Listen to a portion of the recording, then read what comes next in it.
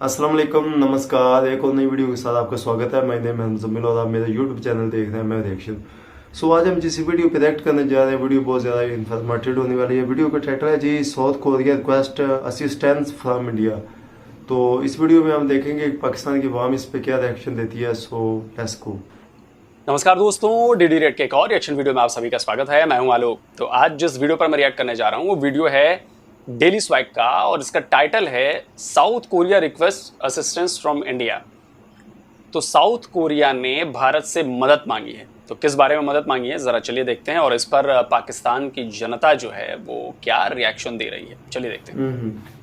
Hello अस्सलाम guys this is Muzammil Qureshi here and you are on my channel daily swag. तो guys आज की इस वीडियो में मैं आपको बहुत बड़ी न्यूज़ देने जा रहा हूँ। गाइस साउथ कोरिया ने अपील की है इंडिया से हेल्प की। गाइस साउथ कोरिया में कोविड-19 के बाद फूड क्राइसिस से उनके बुरे हालात हो चुके हैं। तो अभी रिसेंटली इंडिया से, ऑस्ट्रेलिया से और कनाडा से हेल्प की अपील की है, गंदम मांगा है। तो मैं पाकिस्तानी पब्लिक के पास जाऊंगा और उनसे पूछूंगा क्या इंडिया इस फूड क्राइसिस, इकोनॉमिकल क्राइसिस के ऊपर साउथ कोरिया की हेल्प करेगा या नहीं। इस बारे में पाकिस्तानी पब्लिक क्या अपनी ओपिनियन देती है, आइए मिलकर जानते हैं। वालेकुम सलाम। सर कैसे हैं आप? अल्लाह का शुक्र। नाम आपका? उमर फारूक। करते क्या हैं? मैं जी चार्टर्ड अकाउंटेंट फर्म मेमोरी। माशाल्लाह, very nice sir. Sir basically मेरा आज का आपसे बात करने का पर्पस ये है कि अभी रिसेंटली एक बहुत बड़ी न्यूज़ आई है, साउथ कोरिया ने इंडिया से ये अपील की कि आप हमारी हेल्प करें। हमें मतलब कि कोविड-19 के बाद उनके हालात इतने स्टेबल नहीं हो पा रहे, उनके गंदम के क्राइसिस आए हुए हैं, अनाज के क्राइसिस। आपको क्या लगता है कि इन सब के हालात के बावजूद इंडिया हेल्प कर सकता है साउथ कोरिया की? अच्छा देखिए, आजकल पूरा वर्ल्ड तो एक ग्लोबल विलेज बन गया। तो अलाए तो हर कोई एक दूसरे के साथ दिखाता तो यही है कि हम हैं, लेकिन मुझे ये लगता है कि साउथ कोरियन जो है वो अमेरिकन एंटी हैं। तो इंडिया जो है वो अमेरिका का अलाए है और उसके मुफावदत हैं जो इंडिया के साथ, अमेरिका के साथ जुड़े हुए हैं। इसराइल, इंडिया और अमेरिका, मतलब इट मीन्स, तो मुझे लगता है मुश्किल है। मुश्किल लग रहा है आपको?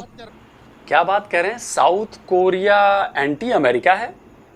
भाई साहब पक्के से चार्टर्ड अकाउंटेंट हो ना आप? ये कहाँ आपने पढ़ा है कि साउथ कोरिया जो है वो एंटी अमेरिका है? अमेरिकन फौजें वहां पर हैं, अमेरिका साउथ कोरिया की सिक्योरिटी देखता है। क्या बात कर रहे हो यार? साउथ कोरिया और अमेरिका के बड़े अच्छे रिलेशन हैं।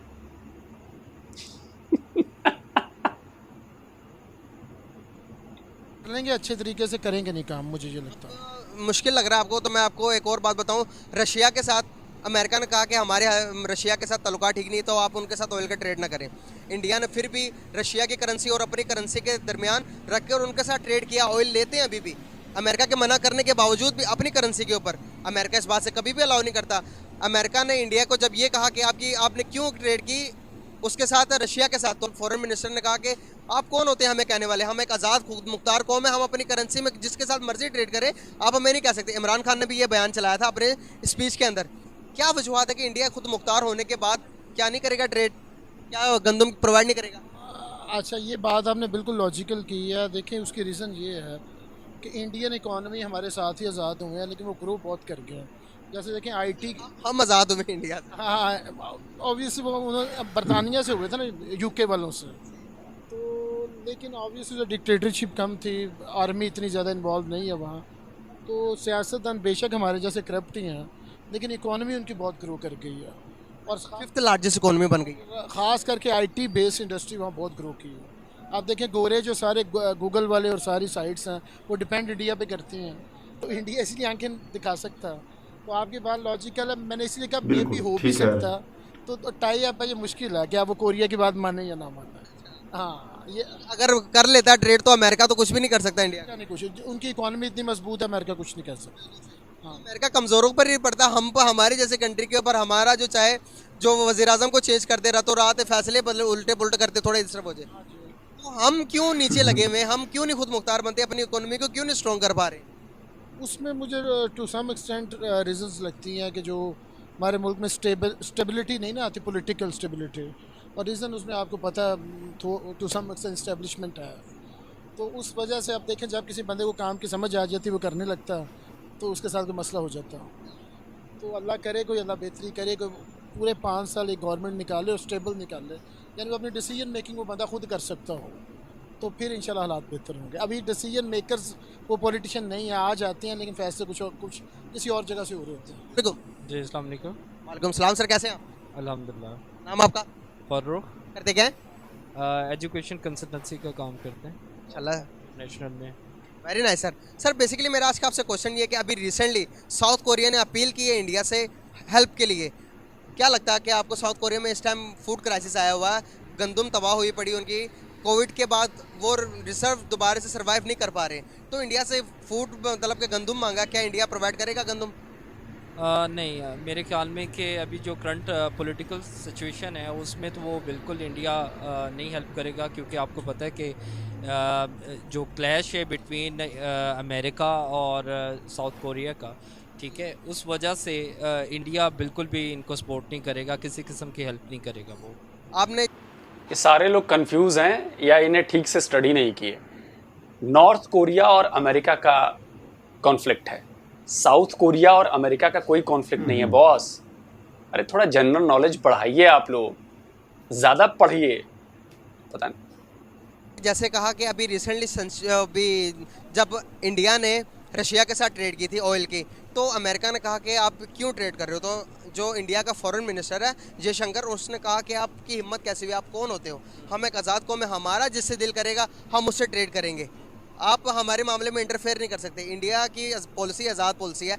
आपने देखा होगा इमरान खान साहब ने भी अपने बयान के अंदर इंडिया की जो आज़ाद खारजा पॉलिसी की बहुत तारीफ़ें की कि अभी इसके बरक्स देखा जाए अमेरिका के सेंक्शन नहीं लग सकते। अमेरिका ने मना किया था, अभी रिसेंटली साउथ जोन से हमारे सऊदी अरेबिया उसके साथ भी अपनी करेंसी के अंदर ट्रेड कर रहा है, और रशिया के साथ भी अमेरिका ने सेंक्शन लगाए हुए हैं कि आप डॉलर्स के अंदर रशिया के साथ ट्रेड नहीं कर सकते, लेकिन इंडिया वहाँ पर भी अपनी करेंसी के ऊपर ट्रेड कर रहा है। क्या इन सब के बावजूद इंडिया के लिए डिफ़िकल्ट होगा कि वो साउथ कोरिया को चीज़ें प्रोवाइड करे?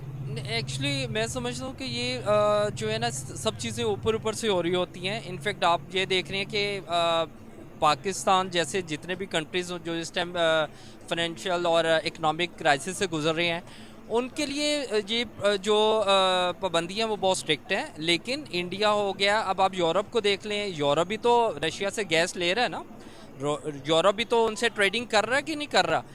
रेस्ट्रिक्शन सिर्फ पाकिस्तान जैसी कंट्रीज़ के लिए हैं जो ऑलरेडी उनके कर्जे वगैरह इतने लिए हुए हैं, उनके नीचे दबे हुए हैं। तो अदरवाइज़ इंडिया भी, ये जो अमेरिका ऊपर ऊपर से ही उनको कहता है और ऊपर ऊपर से ही वो कह देते हैं, अदरवाइज़ इंडिया जो है वो बिल्कुल अमेरिका के साथ है और उनका पार्टनर है, और वो बिल्कुल नहीं वो किसी को हेल्प करेगा। ये चाहते ही नहीं है कि पाकिस्तान और जैसे कंट्रीज़ जो हैं वो क्राइसिस से बाहर निकलें। जब बात हेल्प की हुई है ना भाई साहब, तो मैं आपको बताता हूँ, श्रीलंका में इकोनॉमिक क्राइसिस चल रही है, इंडिया ने सबसे ज़्यादा हेल्प की और श्रीलंका के नेताओं ने ये बड़ी तारीफ़ की इंडिया की कि थैंक यू इंडिया कि आपने हमारी मदद की है। बांग्लादेश में क्राइसिस चल रही है, बांग्लादेश की मदद की है इंडिया ने, और वहाँ से भी वहाँ की सरकार ने भी थैंक यू बोला इंडिया को कि जी बहुत मदद की है हमारे साथ। आप मॉरिशस को देख लें, आप सेशल्स को देख लें, आप छोड़िए, अभी UNGA की मीटिंग चल रही थी तो वहाँ से भी बयान आए हैं। उन्होंने तो जो बातें कही हैं उसे सुनकर तो पूरी दुनिया हैरान है कि इंडिया को उन्होंने क्या बना दिया है। इसके अलावा शायद गुयाना के विदेश मंत्री हैं या क्या है, उनकी सरकार के प्रतिनिधि हैं, उन्होंने भी तारीफ़ की है इंडिया की। तो देखिए, जब इंडिया हेल्प करने पर आता है तो सब कुछ छोड़कर एक तरफ वो अपने दोस्तों की मदद करता है, और पाकिस्तान दोस्तों में नहीं है, और ये पाकिस्तान ने खुद दुश्मन बनाया है हमें। हमने नहीं बनाया पाकिस्तान को दुश्मन, पाकिस्तान ने खुद दुश्मन बनाया है। तो जब मदद करने की बारी आती है तो हम बिल्कुल मदद करते हैं, और कोविड वैक्सीन, कोरोना वैक्सीन में तो आपने देखा ही है कि दुनिया भर को हमने वैक्सीन दी है। तो ये मत कहिए, और ये सब झूठी बातें मत फैलाया करिए कि इंडिया मदद नहीं करेगा, ये नहीं करेगा, वो नहीं करेगा। इंडिया सब कुछ करेगा। देखें इंडिया कैसे खुद मुख्तार हुआ, मैं आपको बताऊं, अमेरिका के साथ ही कोई नहीं, अमेरिका सिर्फ अपने साथ ही मुखलिस है, बाकी किसी कंट्री के साथ नहीं है।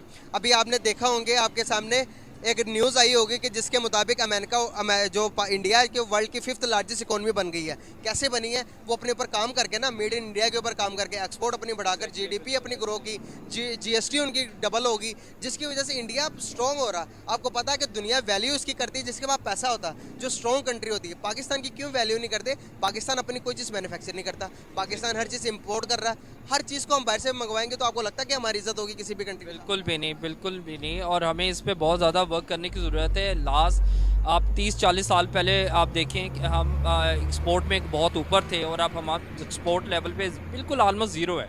यानी हम कुछ भी चीज़ बना ही नहीं सकते और ना ही एक्सपोर्ट कर सकते हैं। हम इवन के एक छोटी सी भी चीज़ें, इवन देखें हम एग्रीकल्चरस कंट्री हैं, लेकिन फिर भी हमें इन दी एंड जो बाहर से गंदम मंगवानी पड़ती है, राइस मंगवाने पड़ते हैं अपने फूड की जो है ना वो उसको कवर करने के लिए, फुलफिल करने के लिए रिक्वायरमेंट को हमें बाहर से ही मंगवानी पड़ रही है। ज़रूरी मुल्क होने के बाद भी बावजूद जो है वो हमें बाहर से ही ये चीज़ें वगैरह मंगवानी पड़ती है। एक्चुअली हमारी पॉलिसीज़ ही ऐसी हैं। आप देखें हम बहुत सारा नमक हमारे यहाँ पे पैदा होता है, चीनी पैदा होती है, हम थोड़ी सी रखते हैं, बाकी उसको बाहर भेज देते हैं, और जब हमें ज़रूरत होती है हम वो महंगे दामों वही चीज़ वापस मंगवा रहे होते हैं। तो ये हमें इस सिलसिले में यानी एक प्रॉपर टीम चाहिए। खान साहब ने भी कहा था 200 बंदे लेके आऊँगा मैं, ठीक है, और वो हमारी टीम आएगी। 4 साल उन्होंने गवर्नमेंट करनी, लेकिन आज तक वो टीम हमें नहीं मिली। अभी भी वो रोड्स पे हैं, लेकिन अभी तक उन्हें वो भी कोई खान साहब नहीं रहे तो टीम कहाँ से मिलेगी? ऑब्वियसली यानी देखिए 4 साल उनके पास थे ना, यानी मीन्स मुझे सिर्फ एक ये है कि यानी अभी भी उनके पास कोई प्लान नहीं है। हमें प्लान चाहिए। हमें ये नहीं चाहिए कि यार आप पावर में कल आ जाएं, हम लेके आएंगे, आए आप रोडों पे आए, लेके आते हैं आपको पावर में, मुझे पता है आप करेंगे क्या, जो ये कर रहे हैं वही करेंगे ना। तो सिंपल है कि हमें कोई प्लान दें। हमें वो जिस तरह पहले 1 करोड़ नौकरियां और 1 करोड़ वो जो घर वाले ख्वाब दिखाए थे, हम तो उस पर आपसे क्वेश्चन कर नहीं सकते ना। लेकिन अभी मेरे ख्याल में कि अभी हमें प्लान चाहिए भाई, हमें क्राइसिस से कैसे निकालेंगे। आपने यानी इतना कर्जा जो 70 ईयर्स से हम जो है ना कर्जों में हैं, ठीक है, हम कहते हैं हम गुलामी में नहीं रह सकते भी। कैसे आप सऊदी अरब को तो कुछ कह नहीं सके थे, 3 अरब डॉलर उन्होंने दस्ती मांगे थे जब आपने उनको नो किया था, ठीक है। तो हम ये चीज़ें तो कर ही नहीं सकते ना। हमारी जो इकोनॉमिक पोजीशन भी ऐसी नहीं है।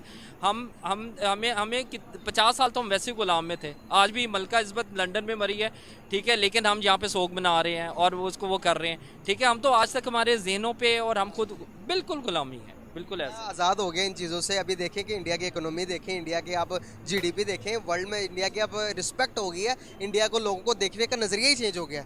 क्या उन्होंने किस चीज़ पर काम किया कि जो कि हमें काम करने की ज़रूरत? देखिए मेरे ख्याल में कि देखें कर्जे तो इंडिया पे भी है, ठीक है, खाली ये चीज़ नहीं है, लेकिन वो प्योर यानी डेमोक्रेसी वहाँ पे बहुत स्ट्रॉन्ग है।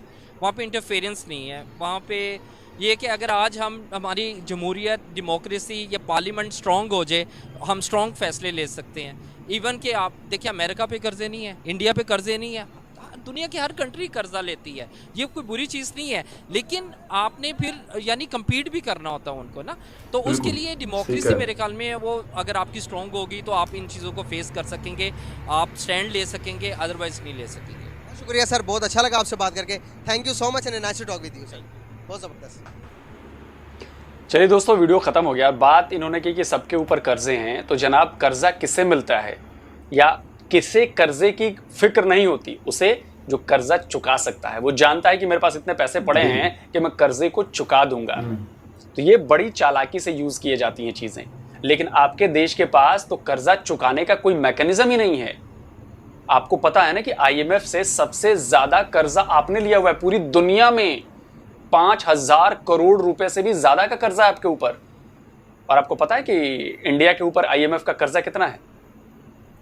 0। IMF का 1 रुपए का कर्जा इंडिया के ऊपर नहीं है। कोई कंपैरिजन ही नहीं है भारत और पाकिस्तान में। और पाकिस्तान ने, आप बताओ, आप कहते हो कि जी इंडिया की डेमोक्रेसी बहुत ज़्यादा मजबूत है। अजी तो इंडिया की डेमोक्रेसी भी 1947 में ही शुरू हुई थी ना। और जब पाकिस्तान बना तो पाकिस्तान की डेमोक्रेसी भी उसी वक्त शुरू हुई थी। तो डेमोक्रेसी मजबूत नहीं हुई, इसकी जिम्मेदारी किसकी है? आप लोगों की है, वहां के आवाम की है, जिन्होंने डेमोक्रेसी मजबूत नहीं होने दी, जो सेना की हाँ में हाँ मिलाते रहे। एक तरह से सेना का कंट्रोल है ना, सेना चला रही है ना पाकिस्तान को। वो एक बड़ा मेम प्रचलित है कि दुनिया में बाकी देशों के पास सेनाएं होती हैं और पाकिस्तान में सेना के पास एक देश है। तो ये गलत नहीं है, ये बिल्कुल सही बात है। एस्टेब्लिशमेंट ने आप लोगों को जकड़ के रखा हुआ है, उनके चंगुल से आप बाहर नहीं निकल सकते। और इमरान खान भी यही बात कह रहे हैं। तो मेरी बात आप झूठी भी नहीं करा सकते, क्योंकि इमरान खान भी कह रहे हैं। तो गलती तो आप लोगों की है। 75 साल का वक्त कम नहीं होता है किसी भी चीज़ को मजबूत करने के लिए, किसी भी चीज़ को ग्रो करने के लिए, किसी भी चीज़ को सशक्त बनाने के लिए। लेकिन वहां पर अगर कोई मजबूत हुआ है तो वो सिर्फ और सिर्फ आपकी सेना है, उनके जनरल्स हैं। और वहाँ पे कुछ जो गिने चुने पॉलिटिकल पार्टीज जो हैं, जो बेसिकली पॉलिटिकल फैमिलीज जो हैं, वो मजबूत हुए हैं, अपनी जेबें भरी हैं। हमने यहाँ पर काम किया है, हमारे यहाँ के लोगों ने, हमारे यहाँ की आवाम ने खून पसीना एक कर दिया है 75 साल में इस देश को इस मुकाम पर पहुंचाने के लिए। हमारे यहाँ भी पॉलिटिकल उठापटक होती रही है बीच में, कई बार सरकारें, कभी 13 दिन के लिए, कभी 13 महीने के लिए, कभी इसकी गठजोड़ की सरकार, कभी ये इधर, कभी वो उधर। लेकिन इसके बावजूद इंडिया ने अपना रास्ता नहीं छोड़ा, इंडिया ने कभी कट्टरवाद नहीं अपनाया, इंडिया ने कभी भेदभाव नहीं किया अपनी आवाम के साथ। लेकिन आप लोगों ने किया, आप लोगों ने भेदभाव करके वो नियम बना दिया, जिसकी वजह से आज आप लोगों की ये दुर्गति हुई है। और ये दुर्गति और होती रहेगी अगर आप लोग होश में नहीं आएंगे। तो बेहोश रहिए और लोगों को गालियां देते रहिए, लोगों को जिम्मेदार ठहराते रहिए। दूसरे देश ने हमारे देश में घुसपैठ कर ली है जी, दूसरे देश के लोगों का हाथ है हमारे यहाँ पॉलिटिकल स्टेबिलिटी को खराब करने में। आपने कुछ नहीं करना है, अपने हाथ पर हाथ धरकर बैठे रहना है कि जो कोई आएगा अंगूर निकालेगा और मुंह खोलकर उसमें खिला देगा। तो ऐसे तो देश नहीं चलते हैं, ऐसे देश बर्बाद होते हैं, और पाकिस्तान इसका सबसे बढ़िया उदाहरण है, एग्जाम्पल। तो जल्दी मिलता हूं एक और नए वीडियोस के साथ। नमस्कार, जय हिंद। जी भी बस आज हम देख रहे थे वीडियो जिसमें बहुत ज़्यादा चीज़ें सीखने को मिली, और एक चीज़ तो वाज़ेह हो चुकी है कि जब तक हम अपने पाँव पे खुद खड़े नहीं होंगे तब तक हम कामयाब नहीं हो सकेंगे। सो एस्टेब्लिशमेंट के चुंगल से हमें निकलना पड़ेगा और हमें एक खुद मुख्तियार होना पड़ेगा। सो आज की वीडियो कैसी लगी कमेंट्स में लाजमी कमेंट करें। इंशाल्लाह फिर आ जाएंगे नई वीडियो के साथ। इजाज़त है, अल्लाह हाफिज़।